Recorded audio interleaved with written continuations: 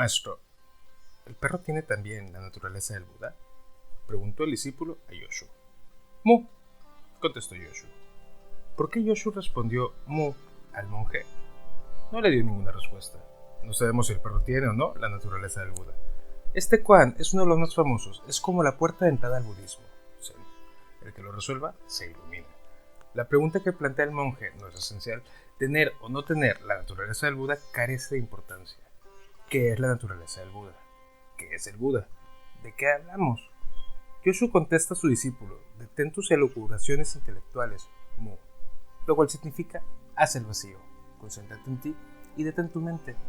En japonés, Mu significa nada. ¿Y qué es nada? Nada es un vacío. ¿Y qué es un vacío? Bueno, en matemáticas, el vacío es cero. Y el cero es el primero de los dígitos. Los 10 símbolos con los que podemos representar una infinidad de números. También es el primero de esos números que podemos representar. Pero el cero, primer dígito, fue el último que se inventó. Primer número, fue el último que se descubrió. Estos dos hechos, la invención y su descubrimiento, aunque fueron ambos muy tardíos en la historia de los números, no sucedieron al mismo tiempo. El cero se inventó siglos antes de ser descubierto. No todos los sistemas numéricos que se han desarrollado en la historia incluyen el cero. La notación romana, por ejemplo, agrega y agrega símbolos, cada uno con un valor específico, como L para 50 y X para 10, pero no dispone del cero. Tan no lo tiene que al empezar a contar los años de nuestra era, comenzó con el año 1 después de Cristo. Antes de eso tenemos el año 1 antes de Cristo, sin pasar por el cero, que simple y sencillamente no se podía escribir con la notación romana. Para entender el significado especial que tiene el cero entre los números, debemos examinar lo que se conoce como números enteros. Cuando escribimos los enteros en orden, los números positivos, que cuentan las cosas presentes que están ahí, se extiende indefinitivamente hacia la derecha. Los negativos, que cuentan las cosas ausentes, hacia la izquierda. Se trata de un arreglo que utilizamos en los termómetros. Los números positivos están sobre el cero y los negativos bajo el cero. Aún después de 5 siglos de haber caído en desuso, los números romanos parecen ejercer una fascinación especial sobre la mente inquieta. Tengo la teoría que la razón para que así suceda es que los números romanos halagan el ego. Cuando se pasa ante una piedra fundamental que dice erigido en MCMXBIII, se adquiere una sensación de poder al decir, para sí, sí, 1918. Sea cual fuera la razón, merece una discusión más extensa.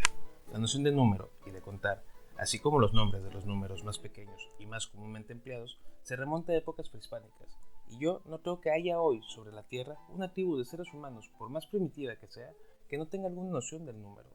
Con la invención de la escritura, un paso que define la línea de separación entre lo prehistórico y lo histórico, tuvo que darse el paso siguiente: había que escribir los números. Por supuesto, uno puede inventar fácilmente símbolos escritos, pero las palabras que representan números dados es tan fácil como escribir cualquier otra palabra. Uno pensaría que la primera vez que alguien quiso notar una cantidad obtenida en el ábaco, debería haber puesto automáticamente un símbolo cualquiera, una raya, un punto, un círculo, para representar esa columna vacía que hoy representamos con cero. Pero durante miles de años nadie lo hizo. Pitágoras no lo hizo, ni Euclides, ni Arquímedes. El gran misterio del cero es cómo se les escapó hasta a los griegos, con excepción de sus astrónomos. Lo que ningún griego llegó a pensar, ni siquiera el mismo Arquímedes, es que no era en absoluto necesario trabajar con espacios. Uno podía llenar el espacio con un símbolo que signifique nada, es decir, ninguna unidad de tal orden. Pero le llevó al hombre cerca de 5000 años, a partir del comienzo de los símbolos numéricos, concebir un símbolo que representara la nada. No se sabe quién fue el hombre que lo logró. Sin duda, uno de los pensadores más creativos y originales de la historia. Solo sabemos que fue un indio que vivió no después del siglo IX. Los indios denominaron este símbolo Sunya, que quiere decir vacío. Este símbolo de la nada fue recogido por los árabes, quienes lo denominaron Sefer, que en su idioma quería decir vacío. Esta palabra dio origen en inglés zero. Podría quizás decir que el cero introducido a Europa a través de traducciones de obras matemáticas árabes fue producto de una larga travesía histórica, desde Sumeria y Babilonia, donde se utilizó primero, pasando por Persia y después por la India, hasta desembocar en el mundo árabe. Podría hacer hincapié en que fueron los sumerios los primeros en tener un sistema numérico posicional, de base 60, base, por cierto, que aún utilizamos para contar y medir las horas y los lados de los ángulos. La base 60 tiene la conveniencia de que se puede dividir fácilmente en mitades, tercios, cuartos, quintos, sextos y décimos. Aquello ocurrió miles de años antes de que el sistema numérico fuera adoptado por los babilonios, quienes lo utilizaban para realizar cálculos matemáticos muy precisos. Pero no voy a comenzar por ahí.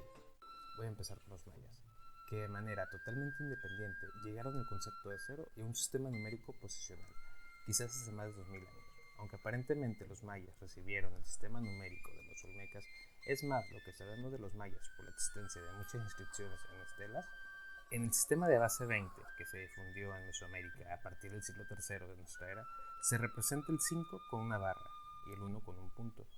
3 barras y 4 puntos, por ejemplo, se representa el valor 19. Para seguir contando más allá del 20, se utilizan las potencias de esta base, es decir, 400, 8000, 160.000, etc. Con este sistema se avanza demasiado rápido con la cuenta de los objetos, mucho más rápido que con nuestro parsimonioso sistema decimal, con sus unidades, decenas y centenas. Un sistema numérico así es excelente para hacer largos cálculos astronómicos, por eso el calendario maya está muy ligado a su notación matemática. Todos sabemos la gran simplicidad que los números arábigos han traído al cálculo aritmético. La carga innecesaria que han liberado la mente humana debido a la presencia del cero es simplemente incalculable. Este hecho tampoco pasó inadvertido del idioma. La importancia del cero se refleja en el hecho que una de las acepciones, si bien algo arcaica, de la palabra cifra es suma y compendio, y cuando interpretamos un código decimos que lo desciframos. En castellano, podemos escribir el número de dedos de una mano como 5 y el número de dígitos de las 4 extremidades como 20. Pero ya desde el comienzo de la cuestión, los recaudadores de impuestos de los reyes, los tronistas y los escribas notaron que los números tienen la peculiaridad de estar ordenados. Había una forma determinada de contar números, y cualquier número podía definirse contando hasta llegar a él. Entonces, ¿por qué no hacer signos que se contaran hasta llegar al número de otra cuestión? No sabemos cómo calculaban los mayas, que nunca llegaron a tener algo como el ábaco. En China, al otro lado del mundo, se llegó a utilizar un sistema parecido al maya, pero de base 10. En el sistema chino, una barra tiene también el valor de 5 y un círculo el valor de 1. En la notación posicional china de base 10 se utilizaba un cuadriculado para desplegar las cifras, y de donde se necesitaba un 0 simplemente se dejaba la posición vacía. Algunas de estas varitas de contar han sido encontradas en sitios arqueológicos chinos. Lo que sí sabemos con certeza es que contaban con los dedos, porque algunos indígenas de Norteamérica aún así lo hacen. Además, un vaso encontrado en Guatemala contiene una inscripción de mercaderes o quizá funcionarios contando mercancías con los dedos. Sin embargo, en el resto del mundo se impuso otra notación, precisamente lo que utilizamos hoy en día. Fueron los sumerios quienes comenzaron a hacer cálculos con la base 60 posicional. No se sabe cómo fue que llegó el concepto de cero a la India. Una de las hipótesis es que fueron los ejércitos triunfantes de Alejandro Magno, los que, después de conquistar Persia y Babilonia, llevaron parte de las matemáticas de aquellas regiones al subcontinente indio. El caso es que tanto los matemáticos griegos como los indios comenzaron a utilizar un círculo para representar el cero. Se ha hablado mucho de esta representación. Algunos piensan que, en el caso de los griegos, el cero es la letra omitón, con la que comienza la palabra oumen, que significa nada. Además de la mayor facilidad de cálculo que permiten los números arábigos, cuando se los compara con cualquier otro sistema que haya inventado el hombre, está su compatibilidad. Por ejemplo, nada más por el número de cifras, es evidente que el número 12.000 es más grande que el 787. Esto no se puede hacer en ningún otro sistema de numeración. Por supuesto que también hay desventajas en el sistema arábigo de numeración, en él no existe ninguna redundancia. Cada cifra tiene un solo valor absoluto y solo uno, y cada lugar tiene un solo valor relativo y solo uno. Quite una sola cifra o cámbiela de lugar por error y estará perdido. Por ejemplo, en las palabras hay redundancia. Quite una letra de la palabra redundancia y tendrá redundancia. Pero es muy difícil que exista alguien que no perciba la palabra correcta, o invierta dos letras y tendrá redundancia, y la gente verá el error y lo dejará pasar.